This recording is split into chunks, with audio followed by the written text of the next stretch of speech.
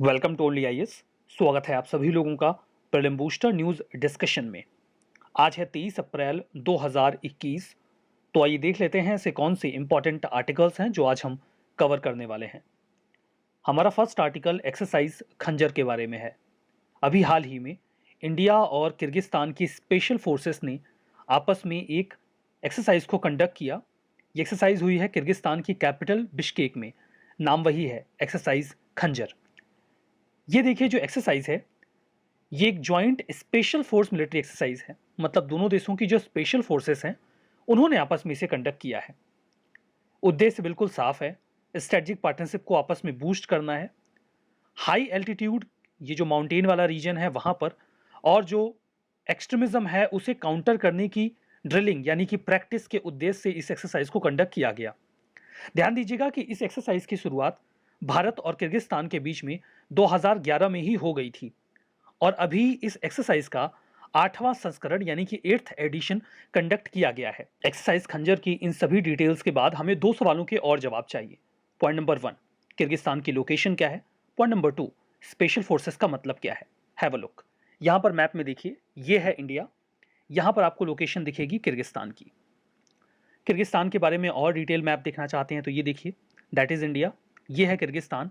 Bordering countries की बात करें तो नॉर्थ में आपको कजाकिस्तान मिलेगा, ईस्ट में मिलेगा चाइना, साउथ में तजाकिस्तान और वेस्ट में मिलेगा उज्बेकिस्तान। ये 5 देश, कजाकिस्तान, किर्गिस्तान, तजाकिस्तान, उज्बेकिस्तान और तुर्कमेनिस्तान, ये पांचों मिलकर सेंट्रल एशिया बनाते हैं। किर्गिस्तान के बारे में बात करें तो ये एक लैंड लॉक कंट्री है सेंट्रल एशिया की। बॉर्डरिंग कंट्रीज हम देख ही चुके हैं, कजाकिस्तान, चाइना, तजाकिस्तान, उज्बेकिस्तान। इसकी कैपिटल है बिश्केक, जहां पर ये एक्सरसाइज भी हुई। सेंट्रल एशिया की एकमात्र डेमोक्रेसी के रूप में भी किर्गिस्तान को रिकॉग्नाइज किया जाता है। तियानसान माउंटेनियस रीजन है जो इस कंट्री का 80% कवर कर लेता है। अब बात करते हैं स्पेशल फोर्सेस का मतलब क्या होता है। देखिए, इंडिया में कई सारी स्पेशल फोर्सेस की यूनिट हैं जो कि आम जो इंडियन आर्मी है, नेवी है, एयरफोर्स, तीनों के तहत काम करती हैं। इवन होम मिनिस्ट्री के पास भी कुछ स्पेशल फोर्सेस होती हैं। एग्जाम्पल के तौर पे मार्कोस, जिन्हें आप मरीन कमांडो भी बोल सकते हैं, ये इंडियन नेवी की स्पेशल फोर्स है, 1987 में बनाई गई थी। पैरा कमांडोज 1966 में, इनको 1965 के भारत और पाकिस्तान के वॉर के बाद बनाया गया था। ये हाईली ट्रेंड पैराशूट रेजिमेंट है इंडियन आर्मी का। घातक फोर्स, इंडियन आर्मी में हर प्लाटून के पास एक घातक फोर्स होती है जो हाईली ट्रेंड सोल्जर्स से मिलकर बनी होती है। Cobra, commando battalion for resolute action, ये सीआरपीएफ की एक स्पेशलाइज्ड यूनिट है। तो हर देश में ऐसे स्पेशल फोर्सेस होती हैं, तो इनके बीच में भी समटाइम्स एक्सरसाइजेस हुआ करती हैं। इंडिया और किर्गिस्तान के बीच में अभी जो एक्सरसाइज हुई है, एक्सरसाइज खंजर, ये ऐसी ही स्पेशल फोर्सेस के बीच की गई एक एक्सरसाइज थी। हमारा नेक्स्ट आर्टिकल एडहॉक जजेस के अपॉइंटमेंट के बारे में है। इंडिया में देखिए केसेस का बैकलॉग बहुत ज्यादा है। सुप्रीम कोर्ट इस बात को लेकर चिंतित है। उन्होंने अभी इस बात पर चर्चा की। उन्होंने कहा कि जो हाई कोर्ट के चीफ जस्टिस हैं उन्हें चाहिए कि वो एडहॉक जजेस के अपॉइंटमेंट के प्रोसेस को आगे बढ़ाएं। तो क्या संविधान ऐसा कोई प्रावधान करता है? निश्चित तौर पर हमारे संविधान का आर्टिकल 224 का जो क्लॉज ए है वो इस संबंध में प्रावधान करता है। पूरा मामला समझते हैं।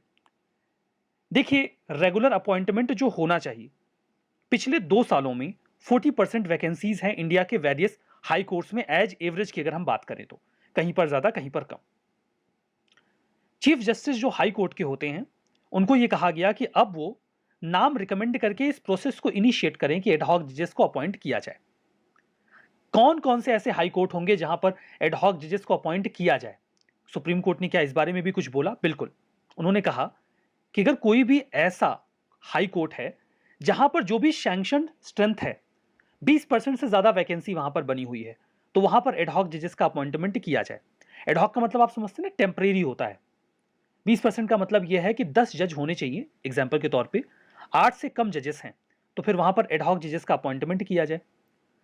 कोई भी पार्टिकुलर कैटेगरी ऐसी है जहां पर केसेस 5 साल से अधिक समय से पेंडिंग पड़े हुए हैं, लाइक कई सारे मर्डर के केसेस 5 साल से अधिक समय से पेंडिंग पड़े हुए हैं, या 10% किसी कैटेगरी में ऐसे केसेस हैं जो 5 साल से भी ज्यादा पुराने हैं, या फिर कोई कैटेगरी ऑफ केस ऐसा है जिसका डिस्पोजल रेट बहुत कम है। लाइक अगर बाकी हाई कोर्ट्स में वो केसेस 2 साल में फाइनल कर दिए जाते हैं उस पार्टिकुलर कैटेगरी के, लेकिन सर्टेन हाई कोर्ट्स में 5 साल, 7 साल, 10 साल से वो केसेस पड़े हैं, तो वहां पर उस कैटेगरी में एडहॉक जजेस को अपॉइंट किया जाएगा। अब एडहॉक जजेस का अपॉइंटमेंट होता कैसे है? हमारे संविधान में एक आर्टिकल है, आर्टिकल 224 क्लॉज ए, जो ये प्रावधान करता है कि वो जज जो अपनी सर्विस कंप्लीट करके रिटायर हो चुके हैं, उनको हम हाई कोर्ट में वापस से बुला सकते हैं और उनको कुछ पुराने केसेस सौंपे जा सकते हैं कि आप इनको डिस्पोज करिए, खत्म करिए। अब ये अधिकार है किसके पास? सही शब्दों में कहूं तो ये अधिकार उस पार्टिकुलर हाई कोर्ट के चीफ जस्टिस के पास ही होता है। लेकिन ऐसा नहीं है कि वो मनमानी तरीके से ऐसा कर सकते हैं। ऐसा करते वक्त उन्हें दो लोगों की कंसेंट लेनी पड़ती है। सबसे पहले तो उन्हें कंसेंट लेनी होगी प्रेसिडेंट की, कि मैं इस हाई कोर्ट में इन इन लोगों को एडहॉक जज यानी कि टेम्परेरी जज के रूप में अपॉइंट करना चाहता हूं। दूसरा कंसेंट उनको उस व्यक्ति की लेनी होगी जो अपॉइंट होने वाला है। अब उसे सर्विस देनी ही नहीं है तो क्या जबरदस्ती तो बिठा नहीं दोगे, तो उनकी भी कंसेंट लेनी पड़ती है। तो प्रेसिडेंट की प्रायर कंसेंट वो लेते हैं। उस हाई कोर्ट में उस व्यक्ति ने सर्व किया हो या किसी अन्य हाई कोर्ट में भी सर्व किया है, तो अगर वो विलिंग है तो आप उन्हें उस हाई कोर्ट में एडहॉक जज के तौर पे अपॉइंट कर सकते हैं। जो चीफ जस्टिस होते हैं हाई कोर्ट के, वो सबसे पहले जजेस का एक पैनल तैयार करते हैं उन लोगों का जो विलिंग है सर्व करने के लिए। इसके लिए पहले उनकी कंसेंट भी ली जाती है कि क्या आप चाहते हैं कि आप सर्व करें रिटायरमेंट के बाद। और जो भी मेमोरेंडम ऑफ प्रोसीजर होता है जजेस के अपॉइंटमेंट का, उसमें जो भी प्रोसीजर दिया गया है उसे फॉलो किया जाता है। क्योंकि ध्यान दीजिए कि जो नॉमिनीज हैं वो ऑलरेडी एक बार जज रह चुके हैं, तो मैटर को आईबी या किसी अदर एजेंसी के पास इन्वेस्टिगेशन के लिए नहीं भेजा जाता। इससे जो प्रोसीजर में समय बहुत ज्यादा लगता है इनिशियल अपॉइंटमेंट में, वो कम हो जाता है। मुझे नहीं पता आपको आइडिया है कि नहीं है, लेकिन जब भी कॉलेजियम किसी लॉयर को एज ए जज अपॉइंट करता है तो उसके पहले उनकी प्रॉपर इन्वेस्टिगेशन की जाती है कि उनके बैकग्राउंड में, उनकी पर्सनल लाइफ में कुछ भी ऐसा तो नहीं जो इंडिया की सिक्योरिटी या जुडिशियल सिस्टम के लिए थ्रेट हो। इसके लिए जो इंटेलिजेंस एजेंसीज होती हैं लाइक इंटेलिजेंस ब्यूरो, उनकी पूरी जांच पड़ताल करता है। कई बार तो ये लोग बहुत मज़ेदार इन्वेस्टिगेशन भी लेकर आते हैं। लाइक आईबी ने एक बार रिपोर्ट सौंपी थी एक लॉयर के बारे में कि इनको आपको जज नहीं बनाना चाहिए क्योंकि ये बहुत ज़्यादा शराब पीते हैं। इतना ज़्यादा शराब पीते हैं कि इनके फ्रेंड्स इनको बूजर बुलाते हैं। बूजर का मतलब पियक्कड़ आदमी। बाद में पता ये चला कि उस लॉयर ने कभी शराब को हाथ तक नहीं लगाया था। हाँ, ये सच था कि उनके फ्रेंड्स उनको बूजर बुलाते थे, लेकिन वो सिर्फ मजाक में। तो कई बार आईबी के इन्वेस्टिगेशन पे क्वेश्चन भी रेज किया जाता है। देखिए, कई तरीके होते हैं गवर्नमेंट जुडिशियल अपॉइंटमेंट को कंट्रोल करती है। लाइक आपको पता है कि IB ministry of home affairs के तहत काम करती है। तो अगर होम अफेयर्स मिनिस्ट्री जो है वो चाहे तो आईबी के जरिए किसी व्यक्ति के पास्ट में कुछ ऐसी चीजें निकलवा सकती है जिसके जरिए ये कहा जा सके कि इस व्यक्ति को जज ना बनाया जाए। अब देखिए, ये तो हो गया कि चूंकि वो पहले से एक बार जज बन चुके हैं तो इन्वेस्टिगेशन हुई ही होगी, तो ये सब नहीं करना पड़ता, टाइम बच जाता है जब एडहॉक जजेस अपॉइंट होते हैं। तो चीफ जस्टिस जो हैं उसके बाद रिकमेंडेशन प्रोसेस 3 महीने में कंप्लीट करके उन्हें अपॉइंटमेंट के तौर पर अपॉइंट कर देते हैं कि वो सर्व करना स्टार्ट कर दें। अब ऐसा नहीं है कि वो रिटायर हो चुके हैं तो यहाँ आएंगे तो बहुत सीनियर जज बन जाएंगे, पता चला कि सीनियरिटी के मामले में उनको सुप्रीम कोर्ट का जज बनाने की नौबत आ जाए। नहीं, जब वो अपॉइंट होते हैं तो उन्हें जूनियर मोस्ट माना जाएगा। मतलब वो जो एग्जिस्टिंग जजेस हैं उनकी सीनियरिटी के लिए थ्रेट क्रिएट नहीं करते। जो एडहॉक जज होते हैं वो किसी भी लेवल पे, टेन्योर की बात करें तो जनरली 2 या 3 साल के लिए उनको अपॉइंट किया जाता है, डिपेंडिंग कि वो कितने समय के लिए अपॉइंट हो रहे हैं। एक बार में एक कोर्ट में 2 से 5 एडहॉक जजेस को अपॉइंट किया जाता है, डिपेंडिंग कि कितने ज्यादा केसेस पेंडिंग हैं। वर्क की बात करें तो यूजुअली उन्हें तभी अपॉइंट किया जाता है जब बहुत ज़्यादा बैकलॉग हो। तो यूजुअली उन्हें 5 साल से पुराने केसेस दे दिए जाते हैं और कहा जाता है कि आप इनको क्लियर कर दीजिए। जो एडहॉक अपॉइंटमेंट्स होते हैं उनको किसी और लीगल वर्क, एडवाइजरी या आर्बिट्रेशन का काम नहीं सौंपा जाता। सर्टेन केसेस दिए गए हैं सॉल्व करने के लिए, आप उन्हें ही सॉल्व करिए। अगर कोई डिवीजन बेंच बनानी है किसी स्पेसिफिक मैटर के लिए तो उसे केवल एडहॉक जजेस के ग्रुप से ही भी बनाया जा सकता है। ऐसा नहीं कि वहां पर आपको सिटिंग जजेस को भी लगाना पड़ेगा। सैलरी और अलाउंसेस की बात करें तो जो सर्विंग जजेस हैं बिल्कुल इक्विवेलेंट होगा। आप बुला के बेइज्जती थोड़ी कर देंगे कि बुला दिया और सैलरी भी कम दे रहे हैं, नहीं, ऐसा नहीं, बिल्कुल इक्विवेलेंट देंगे। लेकिन ऐसा भी नहीं है, सपोज करिए कि जो सर्विंग जज हैं उनकी सैलरी 150,000 है, 1,50,000 है। अब जो आया है वो ऑलरेडी 75,000 की पेंशन ले रहा है, तो 1,50,000 देकर फिर 75,000 ऐड करके तो ज़्यादा हो जाएगा ना। ऐसा नहीं है, तो फिर उनको एडिशनल केवल 75,000 ही दिया जाएगा। मतलब जो सिटिंग जज हैं उनके इक्विवेलेंट उनको सैलरी एंड अलाउंसेस दिए जाएंगे। जो भी परमानेंट या एडिशनल जजेस को अवेलेबल हैं वो उनको भी अवेलेबल होंगे। हमारा नेक्स्ट आर्टिकल डॉज कॉइन के बारे में है। डॉज कॉइन की वैल्यू पिछले हफ्ते काफ़ी तेजी से बढ़ी। महज 24 घंटों में इसकी वैल्यू $19.9 बिलियन बढ़ गई। जो टोटल वैल्यूएशन है वो $34 बिलियन तक पहुंच गया। मैं आपको बता दूं कि डॉज कॉइन की इसके पहले कुछ खास इज्जत नहीं हुआ करती थी। है क्या ये डॉज कॉइन? डॉज कॉइन एक प्रकार की क्रिप्टो करेंसी है जिसे 2013 में बनाया गया था, बिल्कुल बिटकॉइन की तर्ज पर। क्रिप्टो करेंसी क्या होती है? क्रिप्टो करेंसी कुछ नहीं होती। एक इनक्रिप्टेड डेटा होता है। यूनिट ऑफ इनक्रिप्टेड डेटा, जिसे आप यूनिट ऑफ करेंसी की तरह ट्रीट करने लगते हैं, उसे ही क्रिप्टो करेंसी कहा जाता है। 2013 में बिली मार्कस और जैक्सन पामर नाम के सॉफ्टवेयर इंजीनियर्स ने डॉज कॉइन बनाया। बिटकॉइन के अल्टरनेटिव के तौर पे उस समय बिटकॉइन काफी ज्यादा पॉपुलर हो रहा था। इनफैक्ट कई सारे फ्रॉड क्रिप्टो कॉइन्स भी मार्केट में आने लगे थे। मजाक के तौर पर सीबा इनू, जो एक डॉग की ब्रीड है, जापानीज डॉग की ब्रीड है, उसके मीम्स उस समय काफी पॉपुलर हुआ करते थे। उसी मीम के आधार पर उन्होंने डॉज कॉइन का नाम उठाया, जिसे उस समय डॉज मीम कहा जा रहा था, और इस कॉइन को तैयार कर दिया गया। इस डॉग के मीम्स आपने बहुत सारे देखे होंगे। इंटरव्यूअर कहता है आपके पास कोई स्पेशल स्किल है क्या, तो ये कहते हैं कि मैं अपनी टंग को टर्न कर सकता हूं। ऐसे कई सारे मीम्स आपने देखे होंगे इस डॉग के। तो ये जो डॉग की ब्रीड है शिबा इनू, ये जापानीज डॉग की ब्रीड है, इसी को आधार बनाकर मजाक के तौर पे डॉज कॉइन 2013 में आया। उस समय इसकी कुछ खास इज्जत नहीं थी, मजाक के तौर पे आया था तो लोगों ने भी मजाक में ही लिया। लेकिन हाल फिलहाल में इसकी इज्जत बहुत ज्यादा बढ़ गई। क्यों बढ़ गई समझेंगे। उसके पहले ये बिटकॉइन से डिफरेंट कैसे है, बिटकॉइन कैसे जनरेट होता है, आपने अभी तक डेफिनेटली कुछ न कुछ पढ़ा होगा। बिटकॉइंस को जनरेट करने के लिए आपको बहुत ही कॉम्प्लेक्स मैथमेटिकल इक्वेशंस या फिर पजल्स को सॉल्व करने होते हैं। ये पजल्स आप नॉर्मल कंप्यूटर से सॉल्व नहीं कर सकते, इसके लिए आपको हाई स्पीड कंप्यूटर्स की आवश्यकता पड़ती है, जो सभी के पास नहीं होते। और उन कंप्यूटर्स की मदद से भी सभी इन पजल्स को सॉल्व नहीं कर सकते। कुछ स्पेशलिस्ट लोग हैं जो लगातार इसमें इन्वॉल्व रहते हैं, वो इन मैथमेटिकल पजल्स को हाई स्पीड कंप्यूटर्स की हेल्प से सॉल्व करते हैं, बिटकॉइंस को जनरेट करते हैं। चूंकि ये जो पजल्स हैं, इनको सॉल्व करने की एक लिमिटेशन है, इसीलिए ये कहा जा रहा है कि मैक्सिमम 21 मिलियन बिटकॉइंस को ही जनरेट किया जा सकता है इन सभी पजल्स को सॉल्व करके। उसके बाद ये सारे पजल्स खत्म हो जाएंगे, बिटकॉइंस जनरेट नहीं किए जा सकेंगे। संभावना ये भी है कि 2040 तक हम ये सारे 21 मिलियन बिटकॉइंस इन पजल्स को सॉल्व करके जनरेट कर लेंगे। लगातार कई सारे लोग हैं जो बिटकॉइंस को जनरेट करने में लगे हुए हैं। डॉज कॉइन के साथ ऐसा कोई लफड़ा नहीं है, इसकी कोई अपर लिमिट नहीं है। जहां बिटकॉइंस महज 21 मिलियन ही जनरेट किए जा सकते हैं, वो भी अभी सारे हुए नहीं हैं। डॉज कॉइन तो ऑलरेडी 100 बिलियन एग्जिस्टेंस में है। अब बात यह है कि डॉज कॉइन की इज्जत अभी हाल फिलहाल में इतनी बढ़ क्यों गई। एक्चुअली में देखिए, एक कंपनी है कॉइन बेस नाम की, जो कि वर्चुअल करेंसी एक्सचेंज की तरह वर्क करती है। जैसे इंडिया में स्टॉक्स या शेयर के लिए बॉम्बे स्टॉक एक्सचेंज या नेशनल स्टॉक एक्सचेंज है, वैसे ही वर्चुअल करेंसी के लिए एक्सचेंज की तरह वर्क करता था कॉइन बेस। कॉइन बेस अभी हाल ही में स्टॉक मार्केट में लिस्ट हो गया यूएस के। लिस्ट होने के बाद कॉइन बेस की इज्जत बहुत ज्यादा बढ़ गई, उसके जो एसेट्स थे उनकी वैल्यू बढ़ गई, तो डेफिनेटली इससे एसोसिएटेड जो भी करेंसीज थी उनकी वैल्यू भी बढ़ गई। डॉज कॉइन भी कॉइन बेस से एसोसिएटेड था, तो इसकी भी वैल्यू काफी तेजी से बढ़ने लगी। At the same time Elon Musk ने भी इसका कई बार जिक्र किया, तो लोगों ने इसमें ज्यादा इंटरेस्ट लेना भी शुरू कर दिया। बट क्रिप्टो करेंसीज के साथ हमेशा कुछ कंसर्न होते हैं। कंसर्न ये है, क्रिप्टो करेंसी कुछ है थोड़ी, as I told you, encrypted data है।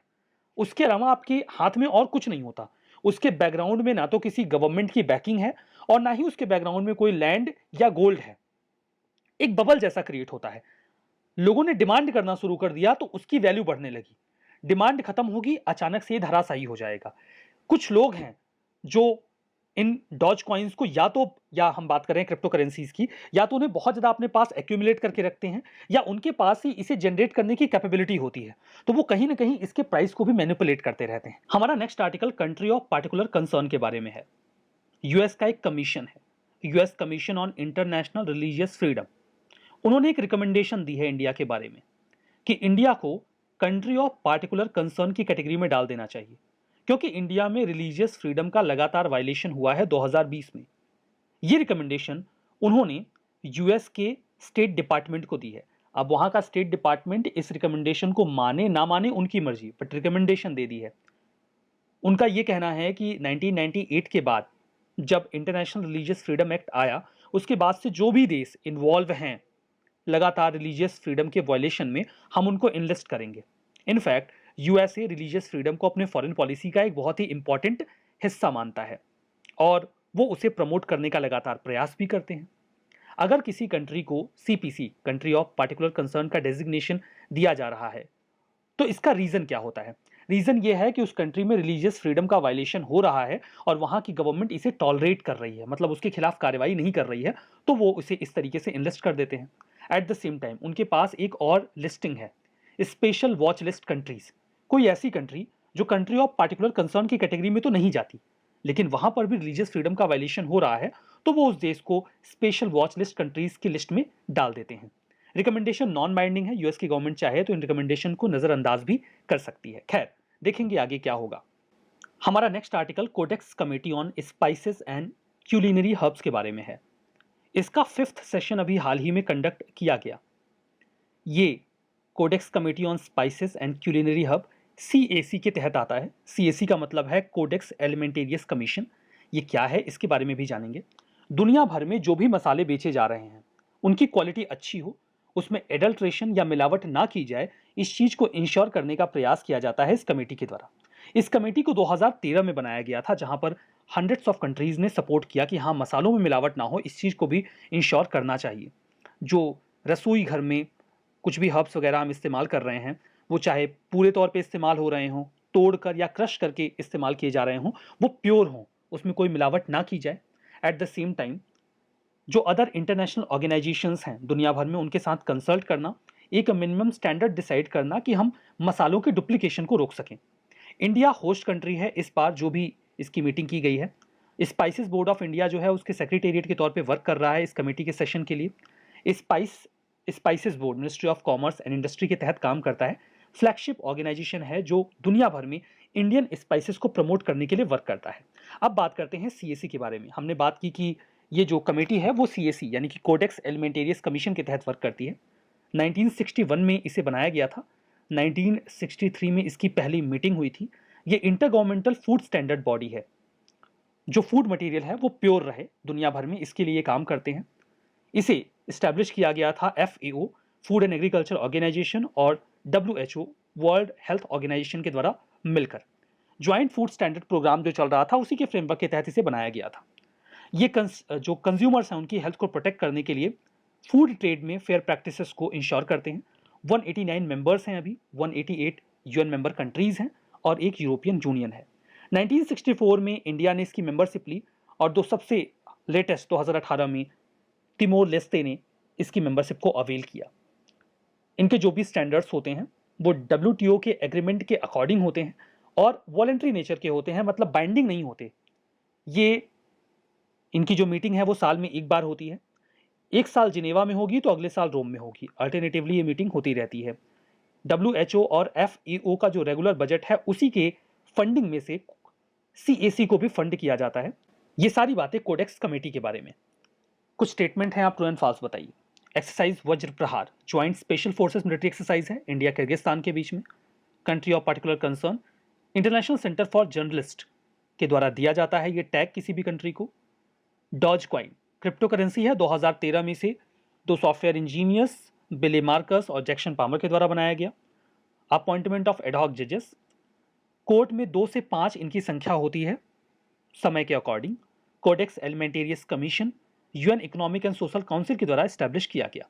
बताइए कौन सा स्टेटमेंट सही है, कौन सा गलत है। अपना जवाब कमेंट बॉक्स में मेंशन करिएगा। इस सेशन की PDF ओनली आयस के टेलीग्राम चैनल पे अवेलेबल मिलेगी, ओनली आयस नथिंग एल्स। आप सर्च कर सकते हैं या फिर लिंक डिस्क्रिप्शन बॉक्स में भी अवेलेबल है।